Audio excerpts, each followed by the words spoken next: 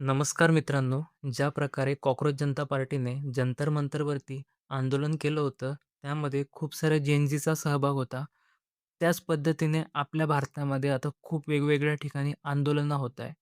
पण याचं एक वैशिष्ट्य म्हणजे ही आंदोलने जेन-झी करत नसून त्यांची पुढची पिढी म्हणजे जेन अल्फा यांनी आंदोलन पुकारलेलं आहे.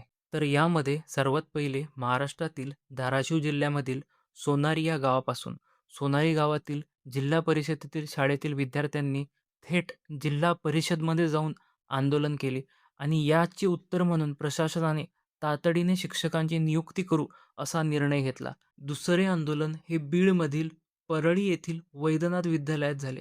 1941 मध्ये स्थापन झालेल्या या शाळेमध्ये शिक्षकांची कमतरता असल्यामुळे खूप साऱ्या जागा रिक्त होत्या आणि यामुळे नियमित वर्ग भरत नव्हते आणि या शाळेला कायमस्वरूपी मुख्याध्यापक सुद्धा नव्हता.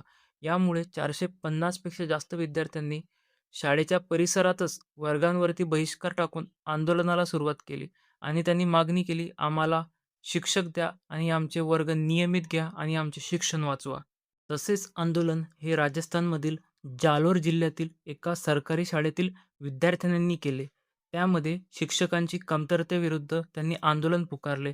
नियमित वर्ग होत नाही असा त्यांनी आरोप केला आणि शाळेबाहेरच त्यांनी धरणे आंदोलन करत हातात फलक घेऊन प्रशासनाकडे तातडीने शिक्षकांची नियुक्ती करण्याची मागणी केली आणि या आंदोलनाचा जो व्हिडिओ होता तो सोशल मीडियावरती भरपूर प्रमाणात व्हायरल झाला. याच काळामध्ये बिहार आणि उत्तर प्रदेश इथे सुद्धा खूप मोठ्या प्रमाणात आंदोलन झाली. त्यांची सुद्धा शिक्षणासंबंधित हीच मागणी होती, की त्यांना पारदर्शक आणि दर्जेदार शिक्षण व्यवस्था आणि इन्फ्रास्ट्रक्चर हवं आहे.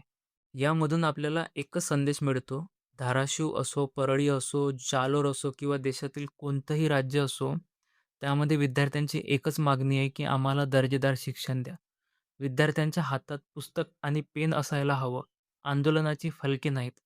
जर शिक्षणासारख्या मूलभूत हक्कांसाठीच विद्यार्थ्यांना रस्त्यावर उतरावं लागत असेल, तर ही केवळ एका विद्यार्थ्याची समस्या नाही, तर ती पूर्ण शिक्षण व्यवस्थेसाठी एक चिंतेची बाब आहे. सरकार, प्रशासन, शिक्षक आणि समाज या सर्वांची जबाबदारी आहे, की प्रत्येक विद्यार्थ्याला दर्जेदार शिक्षण मिळायला पाहिजे. पुरेसे शिक्षक मिळायला हवे आणि योग्य शैक्षणिक वातावरण मिळायला हवं. कारण शिक्षणावर होणारी गुंतवणूक हा फक्त खर्च नसतो, तर हा देशातील भविष्यावर केलेला सर्वात मोठा विश्वास असतो.